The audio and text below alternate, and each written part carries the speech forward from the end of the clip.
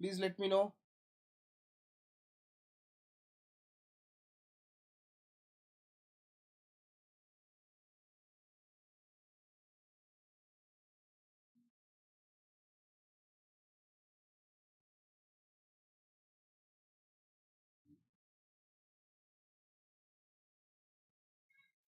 Yeah.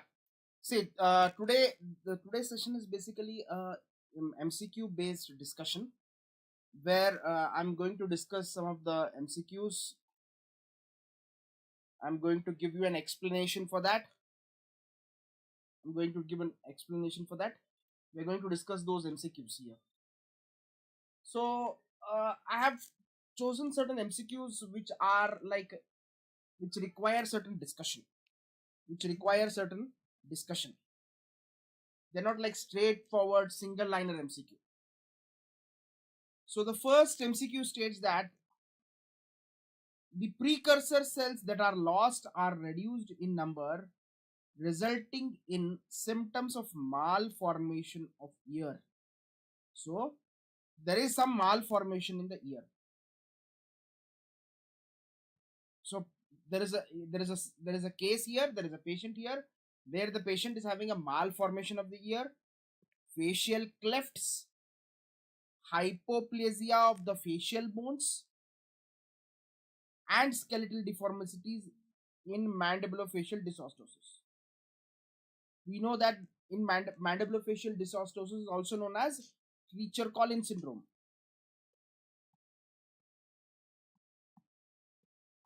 Treacher-Collins syndrome. Treacher-Collins syndrome is another name, is also known as mandibulofacial dysostosis. In this patient, the patient will have certain malformations, particularly ear, facial clefts on the face. You will see some clefts, and the facial bones, there is malar bone, and the mandible will be hypoplastic. So mandible will be small as well as a malar bone will be hypoplastic. So these all deformities occur due to what? Or the main precursor cells. Which are the precursor cells here, which are abnormal or which are reduced in number, is basically the neural crest cells. So how to explain this exactly? To explain this, we have to understand that there is a gene involved in this particular syndrome, Treacher-Collins syndrome. That gene is TCOF1 gene. So in this gene, particularly this gene, TCOF gene,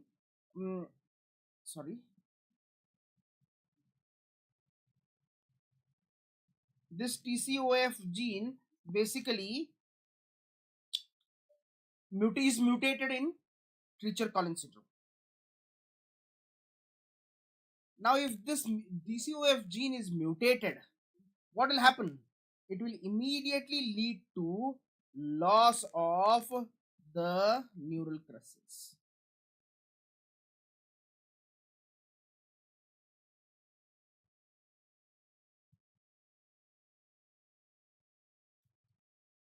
So as the neural crystals are lost or reduced in number, their migration reduces. See, basically neural crystals from the notochord, they will migrate and they will lead to various structures. We know that in the face there are many vital structures which are from neural crystals only. So the migration is reduced. So basically in Treacher-Collins syndrome, there is a gene called as triacylin or TCOF1 gene. This gene is mutated. Because of the mutation of this gene, the number of the neural crest cells is reduced. As the number of the neural crest cells is reduced, obviously their migration reduces. If their migration reduces, the facial structures that you will see will be abnormal. That is what you see in case of Treacher-Collins syndrome or the mandibulofacial dysostosis.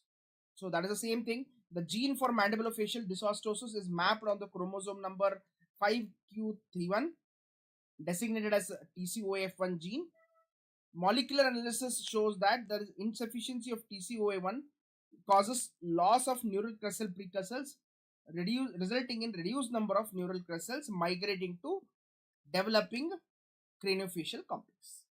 Okay, so the answer is simple here, neural crustal. So main problem what happens in the Treacher-Collins syndrome or mandibulofacial dysostosis is mutation of TCOF1 gene, and mutation of TCOF1 gene leads to reduced number of neural crystals, and neural crystals, once they are reduced, their migration reduces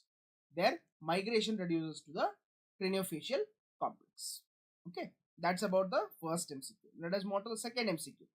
The second MCQ states that an autosomal dominant condition with the features of cutaneous tumors, palmar plantar keratosis, rib anomalies, odontogenic cysts, and sexual abnormalities is. So if you see multiple odontogenic cysts, here they want to talk about the multiple OKC. So the syndrome that is associated with the multiple OKCs and cutaneous tumors. What cutaneous tumors you will see basically? The answer here is basal cell nevus syndrome. Basal cell nevus syndrome. We know that in basal cell nevus syndrome, there are multiple basal cell carcinomas. There are multiple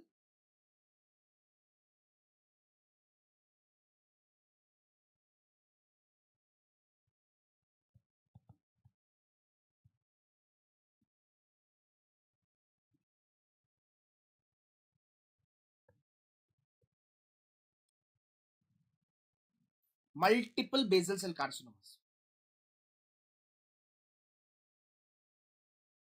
Multiple OKCs.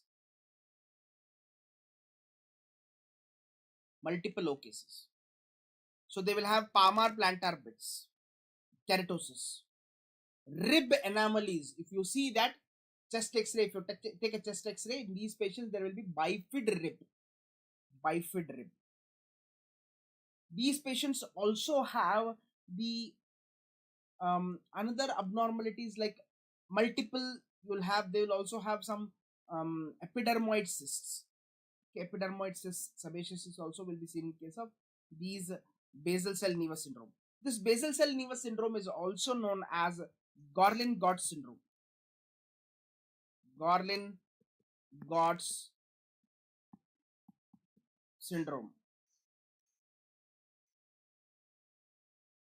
Gorlin-Gotts syndrome. So mainly this syndrome is transmitted as autosomal dominant. See, always I'll tell you that you have to remember certain syndromes and their penetrance pattern. So basal cell nevus Josses syndrome, or the you can say Gorlin-Gotts syndrome, is one such syndrome which is autosomal dominant.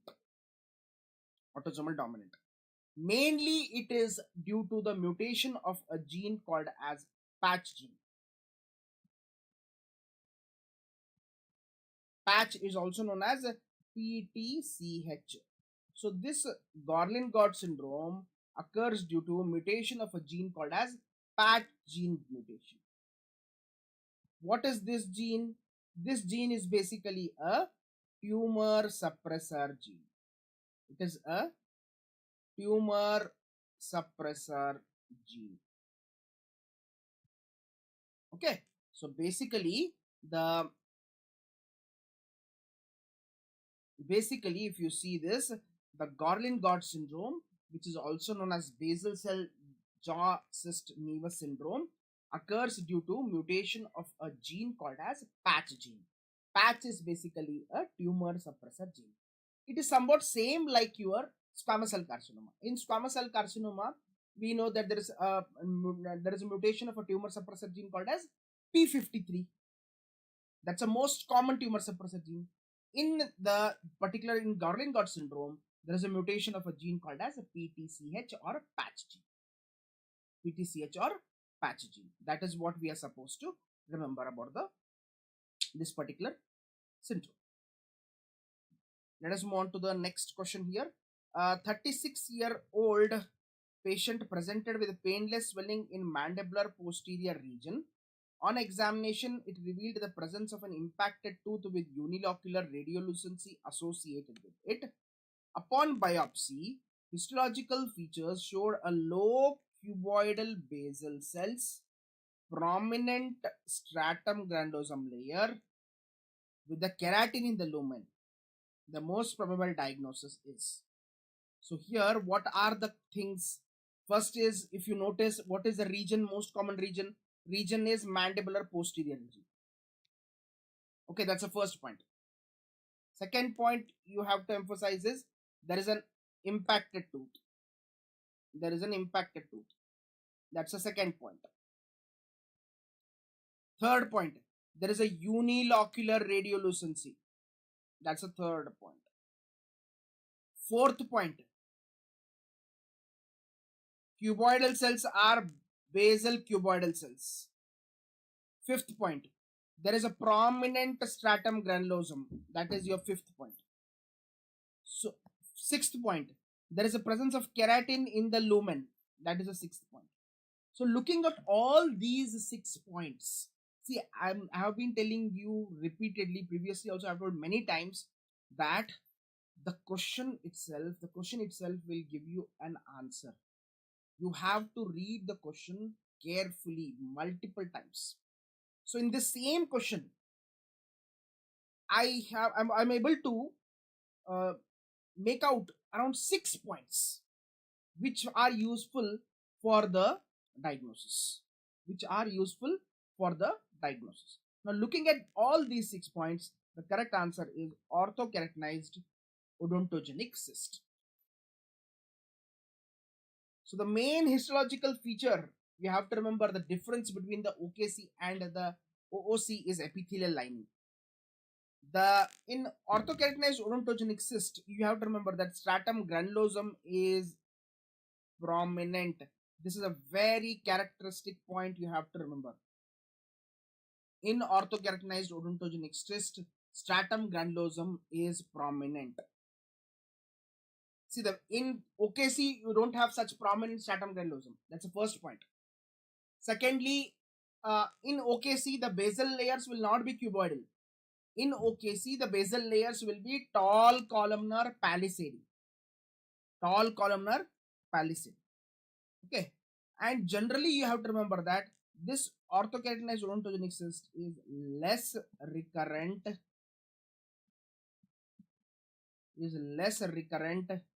And less aggressive than OKC. Compared to OKC, this is less recurrent and less aggressive. You have to remember this point. This is a very important point. OKC is usually more recurrent, but OOC is less recurrent and less aggressive. Okay, so these are some important points. You have to remember the differences between the OKC and the OOC and this question. Now let us move to the next MCQ here. A 45-year-old industrial worker complains of colic pain and constipation.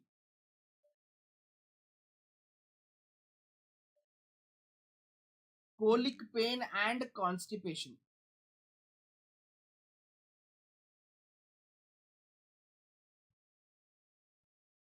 Okay, so there are some abdominal symptoms.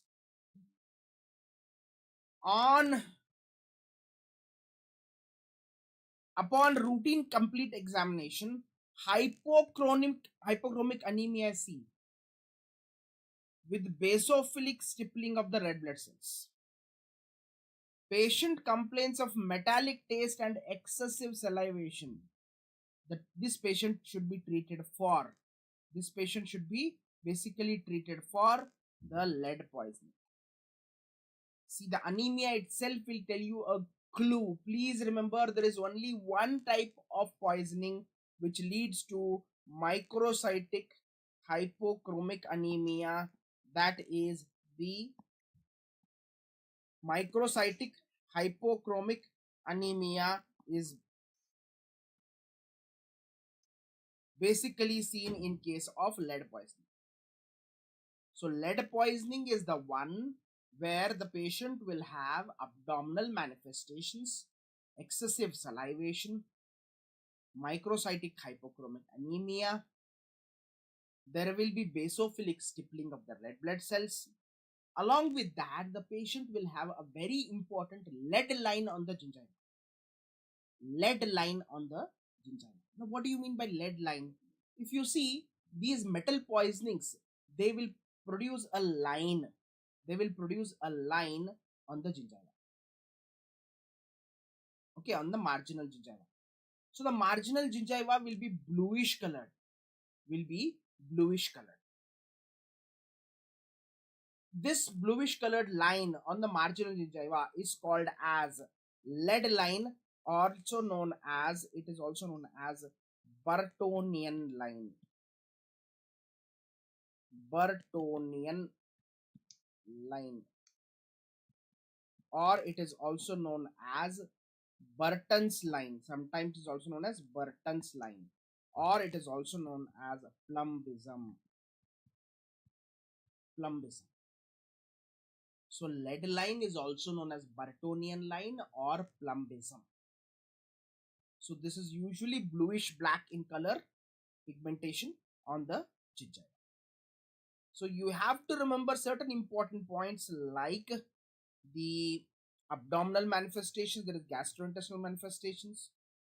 Then the patient also develops the wrist drop or foot drop, and there will be basophilic stippling of the RBCs, and there is one very important lead line here. Okay, and microcytic hypochromic anemia. So whatever I have highlighted here are the most important points you have to remember about the lead poisoning.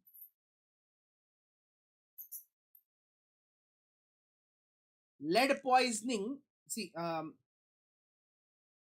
open this one. You can see here.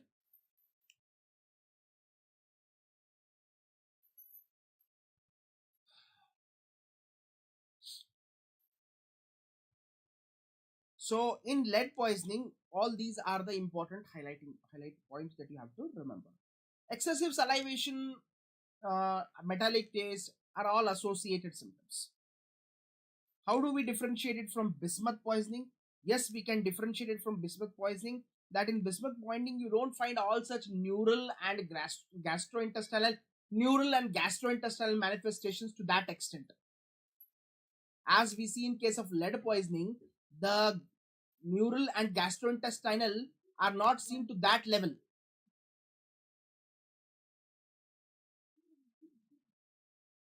Okay, moving on to the fifth question. A 50-year-old HIV positive patient complains of bad breath and pain is in his gums. On oral examination, localized areas of bone loss associated with the necrosis of gingiva, edema and bleeding is seen. The most probable diagnosis is, if you see here, HIV positive patient, the history, and there is necrosis of the gingiva, there is bone loss. Obviously, whenever there is bone loss, we have to go with NUP. NUP is necrotizing ulcerative periodontitis. You can ask, sir, why didn't you choose the option NUG, necrotizing ulcerative gingivitis? Answer is very simple. In gingivitis, you don't find bone loss. In the history, they are clearly telling that there is localized area of bone loss. That localized area of bone loss itself will give you a clue that this is NUP, necrotizing ulcerative periodontitis.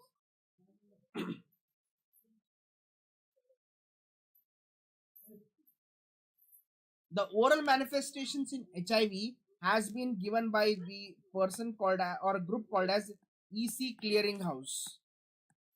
There is an important classification, oral manifestation classification of HIV, that is called as EC Clearinghouse.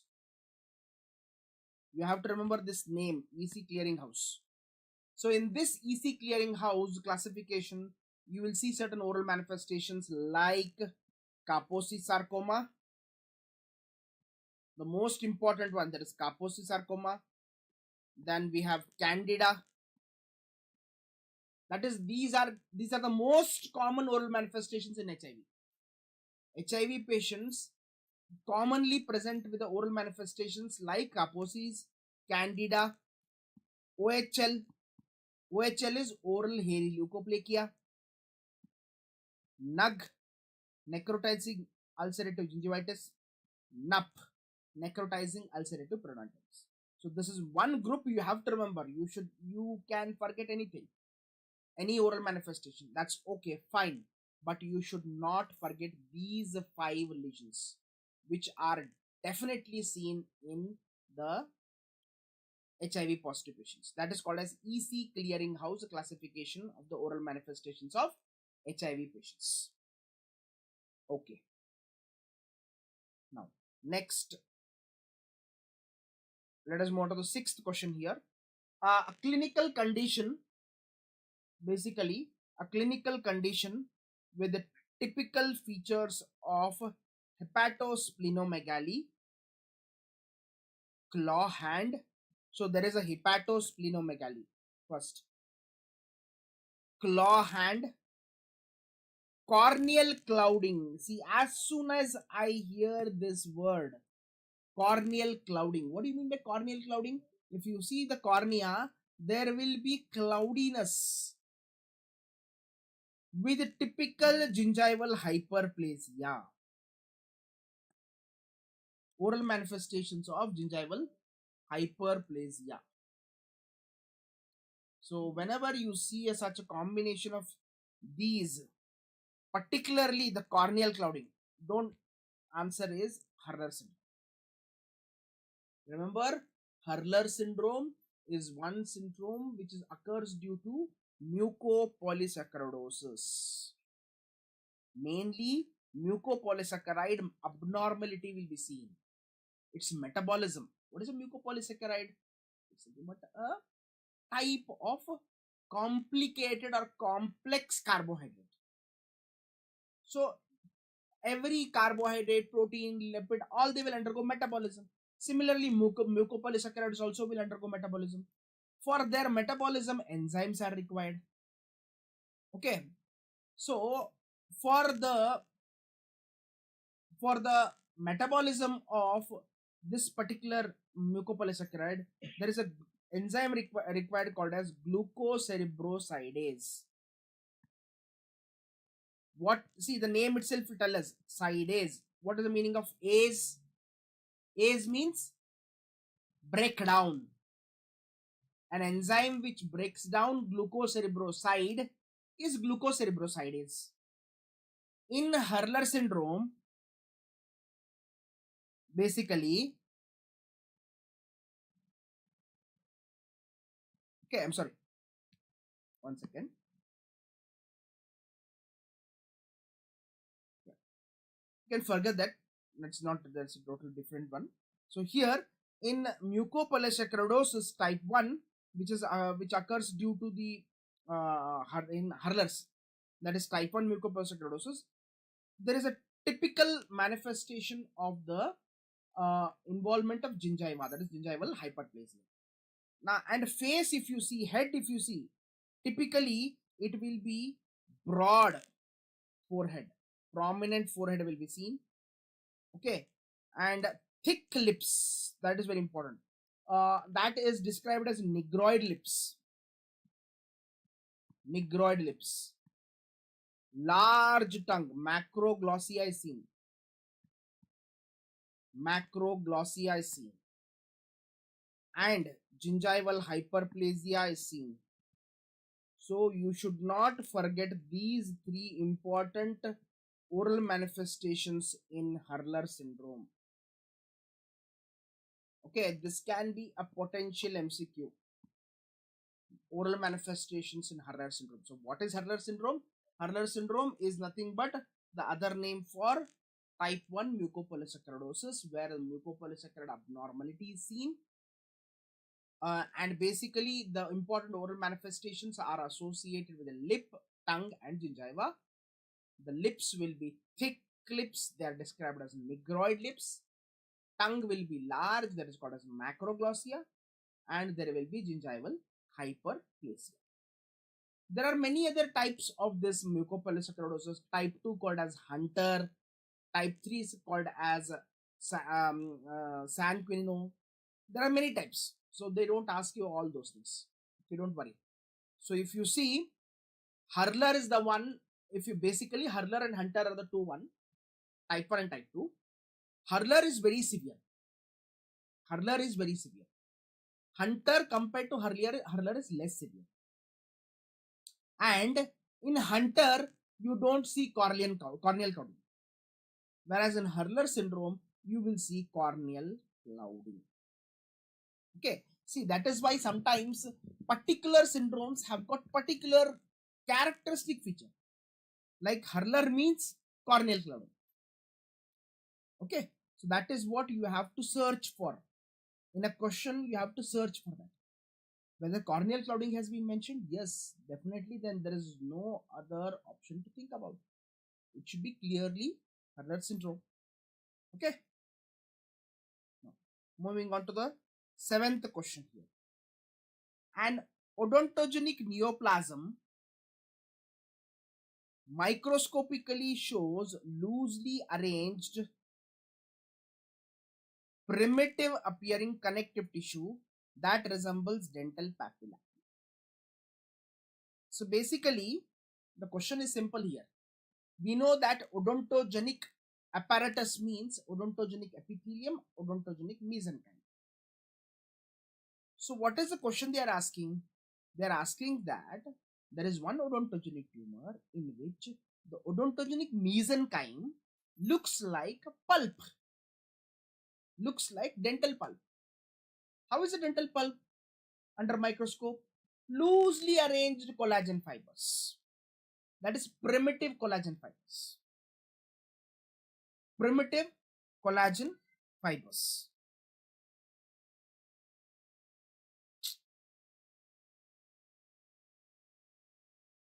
Okay, see here.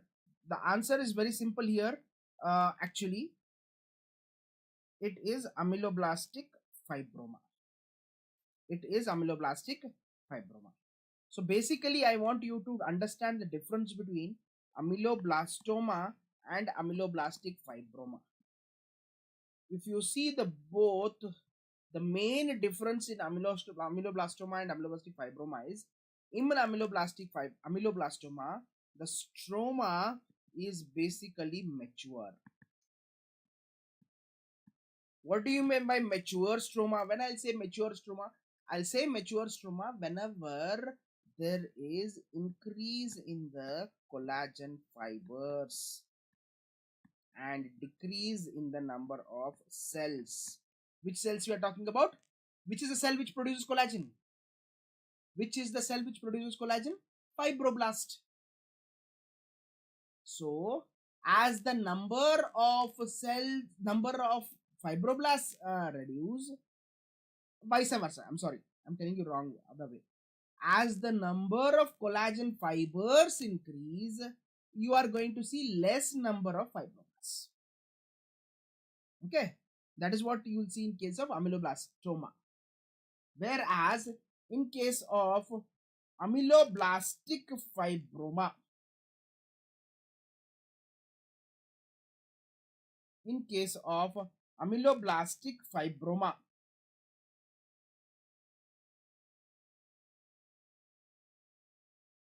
you are going to see immature stroma. That is loose stroma. It is also known as primitive stroma, which resembles like dental papilla or dental pulp. So ameloblastic fibroma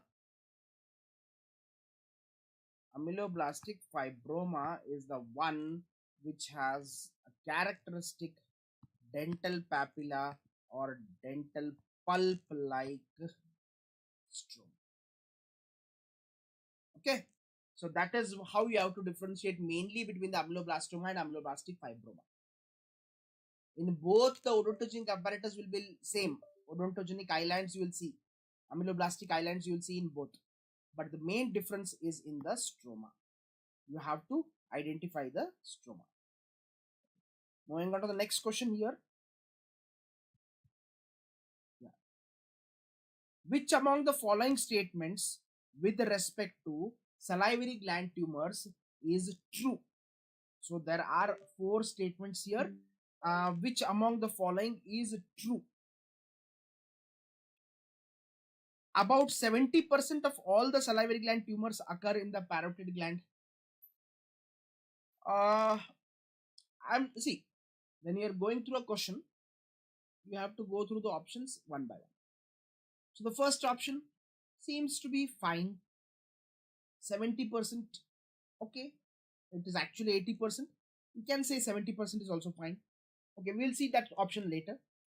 Malignancy tends to occur more in the parotid gland compared to that of minor salivary glands. This is absolutely rubbish. Why? I have told you clearly that smaller the size of salivary glands, more is the chance of malignancy. Minor salivary glands are smaller. They have got more chances of malignancy. Whereas parotid gland is a very large gland. So chances of malignancy is less.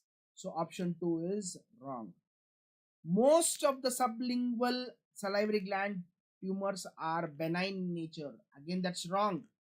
Because sublingual gland is very small gland. As the size is smaller, obviously the chances of malignancy is more there. Adenoid cystic carcinoma is the most common malignant salivary gland tumor. Again, that's wrong. Most common malignant salivary gland tumor is MEC, mucoepidermoid carcinoma. So looking at all these 4 options, the best option would be the first one. Actually, truly speaking, the first option is also partially correct. 80% they should have told, because we have already seen that there is something called as rule of 80. Rule of 80. What is the rule of 80? 80% of the salivary gland tumors are benign. 80% of the salivary gland tumors involve parotid gland. 80% of the salivary gland tumors involve superficial lobe of parotid gland. That is why they have given rule of 80. Okay, that's fine. I've been telling you that many times what will happen is you will get a question where all the 4 options seems to be correct or all the 4 options seems to be wrong. You are confused, but you are sitting there, or your main purpose is there to choose the best option among the 4, which is the best. That is, we have to identify. Okay, that's 8th question. Now moving on to the 9th question. We have 2 more questions left over for discussion. 9th question and then 10th question. Okay, 9th question. Now here, if you see the 9th question, what is the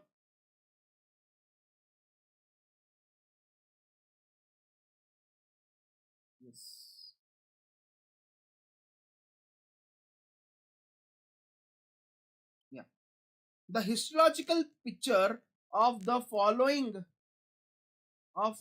following conditions show hemosiderin pigment. From where the hemosiderin pigment will come? Hemosiderin pigment is a product of hemoglobin. From where hemoglobin will come? RBCs. So hemosiderin pigment formation in the connective tissue because of breakdown of RBCs. You can see in 4 of these conditions, except 3 of these conditions except 1. You can't see that in Paget's disease. Paget's disease of bone does not show hemosiderin pigment. Okay, so now here I want you to make a list of lesions where all you will see the hemosiderin pigment. So I'll give you some 30 seconds time. You can write down there. Hemosiderin pigment is seen in PGCG, peripheral giant cell granuloma. CGCG, central giant cell granuloma. Kaposi sarcoma, cherubism, aneurysmal bone cyst, hyperparathyroidism. So please remember these 6 conditions. Among this, if you forget Kaposi sarcoma, that's fine. Okay, Kaposi sarcoma, actually I have to write at the last. You're not supposed to forget the other 5. That is peripheral giant cell granuloma, central giant cell granuloma,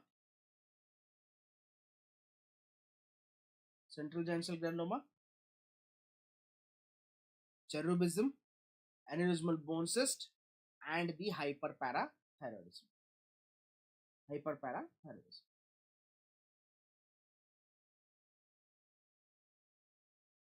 Okay, so that is about the hemosiderin pigment. So sometimes this MCQ has been very frequently asked. Why I'll tell you is we have already discussed 2 giant cell lesions. It is called CGCG and GCT. All of us know about this, CGCG and GCT. What is GCT? Giant cell tumor, also known as osteoclastoma. So one of the major difference between the two is the giant cells. In CGCG, you will see smaller giant cells. In GCT, it is a tumor, so obviously large giant cells. Secondly, in CGCG, you will not see any neoplastic cell, whereas in GCT, you will see neoplastic cell. One more is, in CGCG, you will see hemosiderin pigment positive.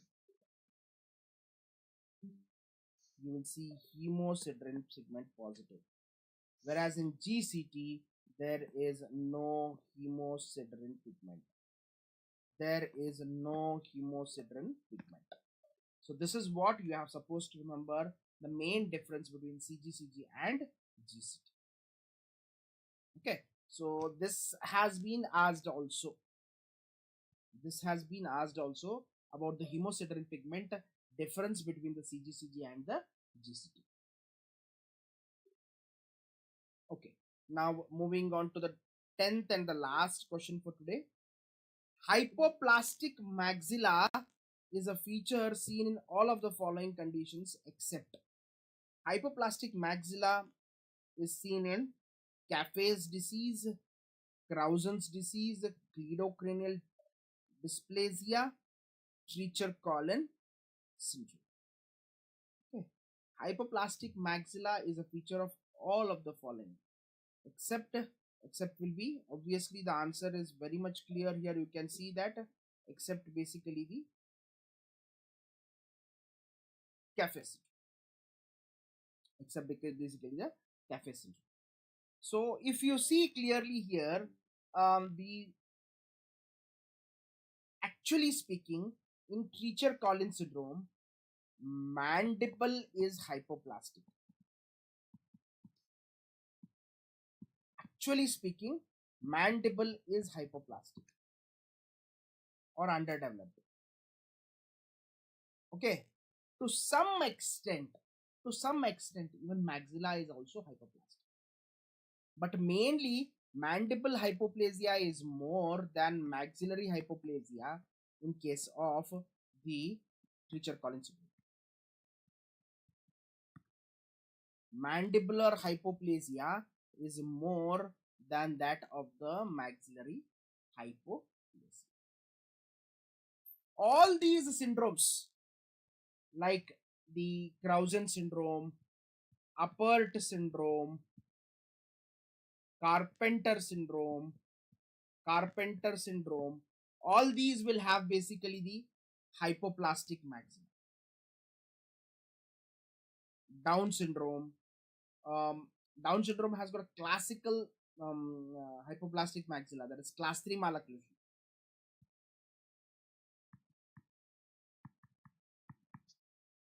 Pierre-Robin sequence, That is what you see in case of the Pierre-Robin sequence, and then achondroplasia. So, however, among all, this Treacher-Collins should be the last one for you, because mainly in Treacher-Collins syndrome you will see hypoplasia of the mandible compared to that of the hypoplasia of the maxilla. Compared to the hypoplasia of the maxilla. Okay, so that is about the main differences, that the main the syndromes. Many a times you get question based upon the syndrome and the jaw which is hypoplastic. So usually most of the syndromes, they have got underdeveloped maxilla only, except one or two, like the Pierre-Robin and the Treacher-Collins, where the mandible will be hypoplastic. Even in the Pierre-Robin also, Pierre-Robin sequence or Pierre-Robin syndrome also, mandible will be hypoplastic. Mandible will be hypoplastic. Okay, so that is about the discussion for today. Any doubts you can ask me.